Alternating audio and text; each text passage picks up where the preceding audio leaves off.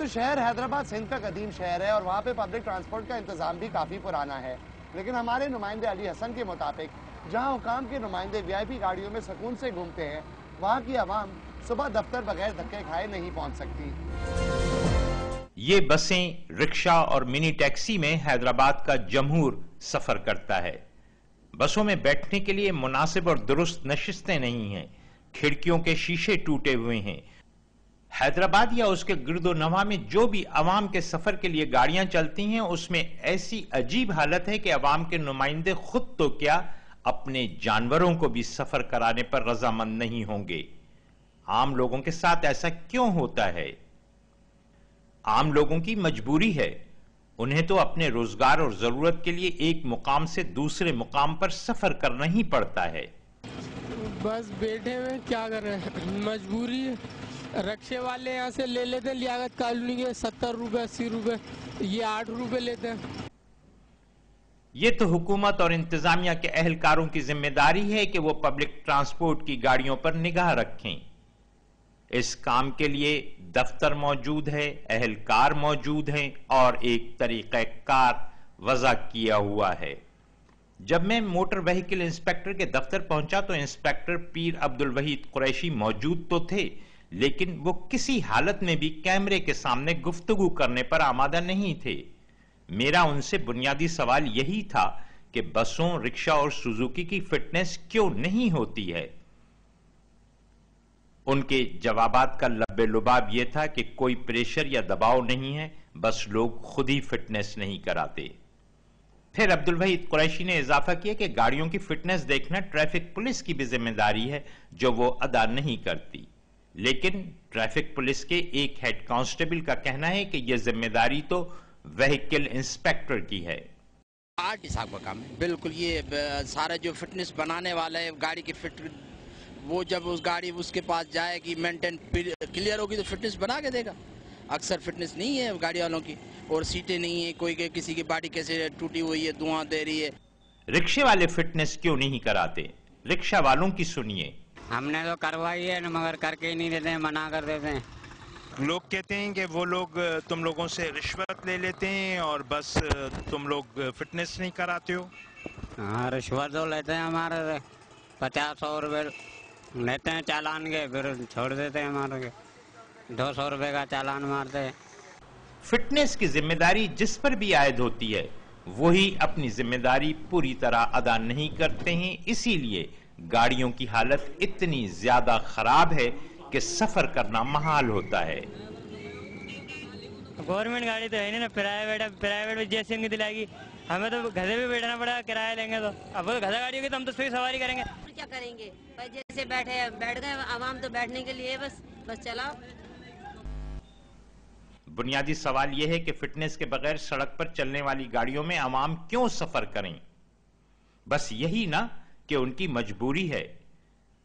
عوام کے رہنما اور منتخب نمائندے مہنگی سرکاری اور ذاتی گاڑیوں میں سفر کریں اور انہیں منتخب کرنے والے لوگ ہر سہولت سے محروم خراب اور مرمت طلب پرانی گاڑیوں میں دھکے کھائیں۔ علی حسن، ڈان نیوز، حیدرآباد۔ جی، یہ تھے ہمارے نمائندے علی حسن جو ہمیں حیدرآباد میں ٹرانسپورٹ کے نظام کے بارے میں بتا رہے تھے۔ میں اس وقت شہر کراچی میں موجود ہوں اور اس بس میں پچھلے آدھے گھنٹے سے سفر کر رہا ہوں اور شور، گرمی اور فضائی آلودگی کی وجہ سے میرے تو سر میں درد ہو گیا ہے۔ اب آئیے ایک ایسے مسافر سے بات کرتے ہیں جو تقریباً روز ہی بس میں سفر کرتے ہیں اور پوچھتے ہیں کہ ان کو کن مشکلات کا سامنا کرنا پڑتا ہے۔ السلام علیکم سر، کیسے ہیں آپ؟ ٹھیک ہیں؟ آپ یہ بتا سکتے ہیں آپ بس میں روز سفر کرتے ہیں؟ میں ڈیلی سفر کرتا ہوں۔ اس وقت میرا کراچی کی آبادی 1.5 سے 2 کروڑ قریب ہے، لیکن یہاں ٹرانسپورٹ کا نظام بالکل ناقص ہے اور اتنی پولیوشن ہے کہ اگر آدمی صبح سویرے کپڑے پہنے جب بس سے اترتا ہے تو پہچاننے میں نہیں آتا کہ یہ بندہ وہی ہے دوسرا ہے۔ اور گاڑی میں آئے دن کرایہ تو بڑھتا رہتا ہے لیکن سہولتیں کچھ مہیا نہیں کرتے ہیں اور کرایہ بڑھتا رہتا ہے۔ دوسرا یہ ہے کہ پولیوشن بھی زیادہ ہے اور گاڑیاں اس طرح چلتی ہیں جس طرح مطلب ہے کہ انسان موت کے کنویں میں مطلب ایک سفر کر رہا ہوں۔ مطلب میں یہ آپ سے پوچھتا ہوں، آپ سے یہ بات بھی کرتا ہوں میں، لیکن پہلے آپ بتا سکتے ہیں بڑھتی مہنگائی کی وجہ سے صرف سفر پہ تو اثر نہیں پڑتا ہوگا، گھر میں بھی اثر پڑتا ہوگا؟ لازمی تمام جو انسان کی بنیادی چیزیں ہیں वो अक्सर दिन ब दिन महंगी हो रही है और इसका कोई परेशानी हाल नहीं है। किसी नुमाइंदे से बात करते हैं वो कहते हैं हमारा काम नहीं है, ये तो आप जाके ऐवान बाले असम्बली में या कौमी असम्बली में बात करें। आखिर गरीब आदमी कहाँ जाएगा? अच्छा, इसके अलावा ये जो रोज आलूगी वगैरह में सफर आप करते हैं, इससे सेहत पे कोई असर पड़ता है? पोल्यूशन की वजह से इंसान की सेहत पे बहुत बड़ा असर पड़ता है। एक तो चले ये तो है मसले, इसके अलावा जो है बस ड्राइवर गाड़ी कैसे चलाते हैं? गाड़ी तो इतनी रफ चलाते हैं कि बस हम लोग जब गाड़ी में बैठते हैं तो हम लोग कलमा पढ़ लेते हैं कि शायद हम बखैरियत अपनी मंजिल पहुंच जाएं। शुक्रिया, बहुत बहुत शुक्रिया।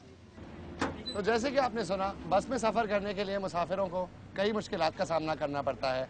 एक तो बढ़ती महंगाई की वजह से उनको काफ़ी परेशानी है, दूसरी बात बस में जो सफ़र है इतना तकलीफ देह है कि उनको काफ़ी जो है मुश्किलात पड़ती हैं और काफ़ी मुश्किल होती है।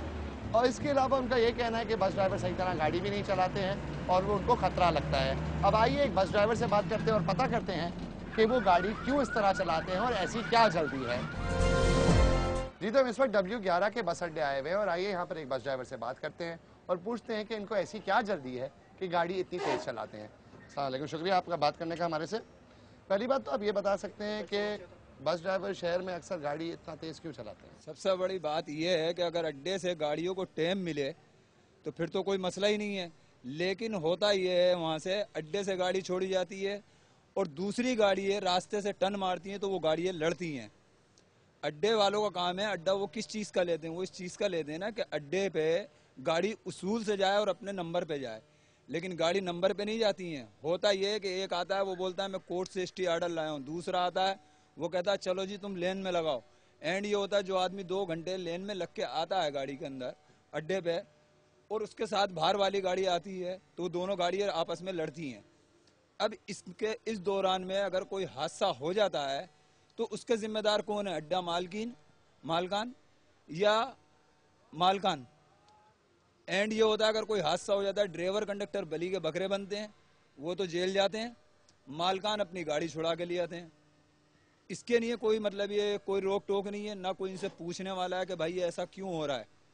रोज का यही काम है, आप सुबह आ जाएं अड्डे पे आके देख लें, मोड़ पे देख लें, रोजाना गाड़ियाँ घुमाते हैं और हादसात की वजह ही है ये ड्राइवर कंडक्टर को किस चीज़ की जल्दी है। अच्छा, तो ये बात है कि कौन सी बस पहले जो है कौन से स्टॉप तक पहुंचे और कितना जल्दी अड्डे से निकल सके, ये मसला नहीं है। मसला ये है कि एक गाड़ी लेन में चल रही है, जैसे अभी ये यहाँ लेन में लगी हुई है गाड़ी है, ठीक है ना। दूसरी बात ये है कि ये गाड़ी लेन में लग रही है, अब मैं बाहर से आऊँगा, अभी जैसे ये लेन में लगी और मैं किसी के आगे गाड़ी घुमाऊंगा तो वो मेरे साथ क्या करेगा? वो मुझे छोड़ेगा। 2 घंटे जो लेन में लगता है फिर वो गाड़ियाँ लड़ती हैं, अड्डे का कोई उसूल नहीं है फिर इस हिसाब से। अच्छा, अब आप ये बता सकते हैं चाहे एक तरफ तो ये अड्डे वालों का ये हुआ, दिन में आपने तकरीबन एक पैसे देने होते होंगे मालिक को, तकरीबन 1500 बचत देनी है, 1500 रुपए रोज देने होते हैं। इसके लिए कुछ चक्कर तो मुकम्मल करने ही होंगे ना, इसके बारे में थोड़ा बता सकते हैं? 3 फेरे मारने पड़ते हैं, 3 मरतबा नहीं कराची जाती है, 3 मरतबा किमाड़ी आती है, 3 अप डाउन मारते हैं, 1500 देती है। अच्छा, तो ये बता सकते हैं कि ये 3 चक्कर अगर नहीं हो तो क्या होता है? तो उस सूरत में तो मालिक के कर्जदार होते हैं, मतलब कि पैसे पूरे देने ही हैं। पैसे देने बिल्कुल देने। आप ये बता सकते हैं आपके ख्याल में इसमें बेहतरी कैसे लाई जा सकती है? भाई बेहतरी इसी सूरत में आएगी कि इन्हें अड्डे मालकानों को भी पाबंद किया जाए, लिहाजा जो अड्डे वाले पहले थे अगर वो ना आए लें तो ये नए जो आ रहे हैं ये भी कोई काबिल लोग नहीं है, दोनों हैं कि थाली के चट्टे बट्टे। लिहाजा ड्राइवर कंडक्टर को तो किसी सूरत में सेफ्टी दी जाए। जी, तो जैसे कि आपने सुना, बस ड्राइवरों का कहना है कि वो खतरनाक तरीके से गाड़ी इसलिए चलाते हैं क्योंकि एक तो अड्डे वाले उनका काफ़ी टाइम खा जाते हैं और उनको वक्त सही नहीं देते, और दूसरी तरफ दिन के आखिर में उनको अपने मालिक को 1500 रुपये देना ज़रूरी पड़ता है और इसके लिए उनको शहर के 3 चक्कर भी काटने ज़रूरी हैं, और अगर ऐसा ना हो तो वो अपने मालिक के कर्जदार बन जाते हैं। आज की दूसरी कहानी ने एक ऐसे मौजू पर रोशनी डाली है जो कि पाकिस्तान की आवाम के लिए बहुत ज़रूरी है, लेकिन पता चला कि इसकी वजह से पाकिस्तान की आवाम बहुत परेशान भी है। ऐसे में क्या मुख्तलिफ शहरों के हुकाम की जिम्मेदारी नहीं है कि वो कोई ऐसा इंतज़ाम बनाएं जिससे कम से कम शहरी पुरसुकून सफ़र तो कर सकें। ऐसे ही दूसरी कहानी का वक्त ख़त्म हो चुका है। अगर आपको अपने ख्यालात का इजहार करना हो या कोई ऐसी चीज़ हो जो आप दूसरी कहानी में देखना चाहें तो dk@news.tv पर ईमेल करें। ऐसे ही आबिद असल इजाज़त चाहेगा और हमारी मुलाकात अगले हफ्ते होगी।